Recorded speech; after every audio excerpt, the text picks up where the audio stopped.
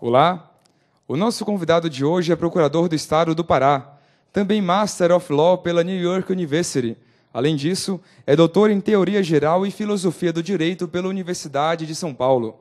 Está aqui para falar hoje do livro dele, O Direito dos Cidadãos à Verdade perante o Poder Público, do Grupo GEM, Editora Método. Temos a satisfação de receber dos nossos estúdios o doutor Paulo Clautal. Prazer conhecê-lo, professor. Muito prazer, prazer é meu. Está no ar mais um autor e sua obra. Professor Paulo, como foi que surgiu esse tema, o direito à verdade, para o senhor trabalhar? O tema surgiu de uma conversa que eu tive com o meu orientador no doutorado, com muita honra, foi o professor Fábio Conder Comparato.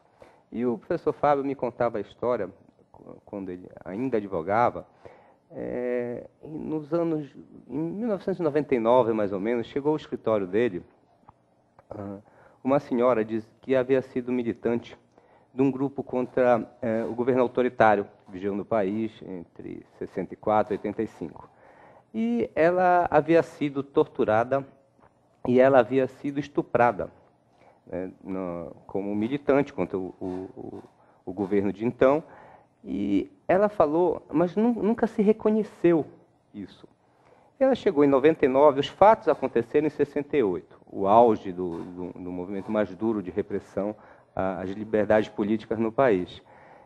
Ou seja, se passaram 31 anos quando ela chegou no escritório do professor Fábio.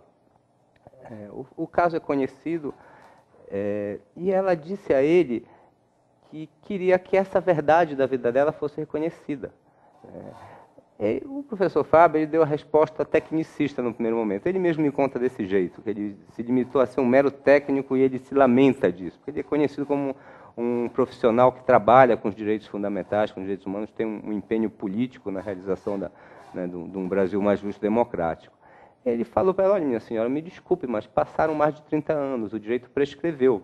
A senhora não tem mais um direito de ação para receber uma indenização pelo que se passou. Ela disse, não, mas eu não quero, em linguagem leiga mesmo, disse, não, mas eu não quero dinheiro nenhum. Eu quero que esse fato da minha vida, de que eu fui estuprada e violentada e torturada por um agente público, aconteceu, porque isso não é claro, as pessoas negam. E a expressão surgiu dela no primeiro momento para a ideia de escrever sobre esse tema. Eu quero que o meu direito à verdade seja reconhecido. Dessa conversa, veio a ideia disso ser o tema possível para o doutorado, e era um desafio. Existe um direito à verdade? O direito brasileiro, o profissional do direito, pode responder esse anseio desse cliente? Estou lá no meu escritório, a pessoa chega, eu quero que esse direito meu seja reconhecido. Veja que ela não fala como uma profissional de direito, ela fala como uma leiga que tem um sentimento de injustiça e solicita ao profissional que atue no sentido de trazer, de superar, de sanear essa injustiça que ela acha que ela sofreu. Pode-se dizer, então, que o direito à verdade pertence exclusivamente ao direito público ou também pertence ao direito privado, professor? Eu optei, aí é uma questão também no desenvolvimento do livro, na época que eu escrevi a tese de doutorado, foi um recorte que eu fiz. Eu não trato apenas desse caso, esse caso foi o mote para surgir a questão. Eu não me limito, e não é a minha intenção, discutir o direito à verdade com relação ao governo autoritário que vigiou no Brasil. A questão é mais ampla. Eu me propus a pensar o tema da verdade e da mentira na política, na relação entre os cidadãos e o poder público. É possível, a gente teve algumas conversas com colegas na época que a gente estava escrevendo, que haja até um direito à verdade nas relações privadas. Um exemplo, existe uma situação muito conhecida da pessoa que é adotada, e a lei hoje, e há uma intenção muito positiva nisso, ela paga os registros dos chamados pais biológicos, que é para que a criança adotada se integre de fato à família adotante, né? A família que a adota.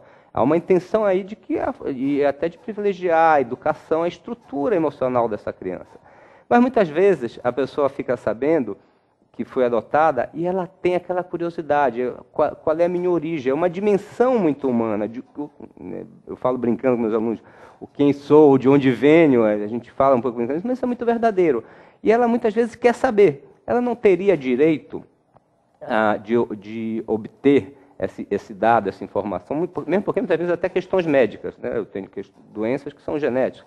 Mas, enfim, mesmo que não haja, é uma dimensão da existência dela. Muitas dessas pessoas, elas sabem, ah, tá, esse é meu pai, essa é minha mãe biológica, e volta. Ela fica sabendo e vira a página, segue a vida dela e vive com a sua família adotiva feliz. Daí é o grande desafio desse jeito, que é de jeito de uma dimensão mais abstrata, mas que diz respeito, de fato, a uma questão de dignidade humana. Eu saber quais são as minhas origens, quem eu sou, como é que eu posso me constituir, me aperfeiçoar como pessoa.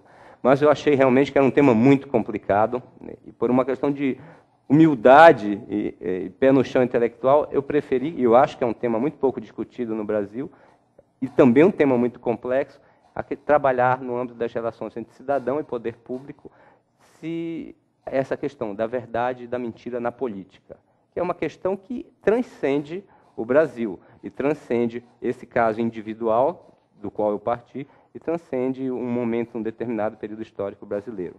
Esse seu livro pode ser considerado uma introdução aos estudos de filosofia do direito?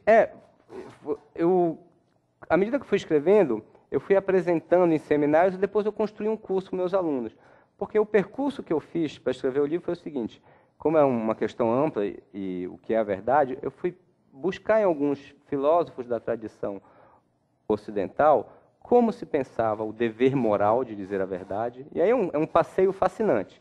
A gente tem uma tradição com Aristóteles e Kant que diz que há uma obrigação absoluta de se dizer a verdade. Dentro da moral, da filosofia moral desses autores, há uma obrigação absoluta, inegociável. E isso se transfere, evidentemente, para a vida pública.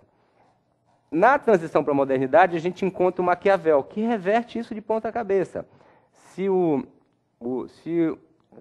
Na verdade, o Kant escreve depois do Maquiavel, é uma resposta ao poder do argumento maquiavélico, do chamado realismo político. Ele diz que, para salvar a coletividade, muitas vezes, o governante, o príncipe, ele não só pode, como deve mentir. Então, ele reverte.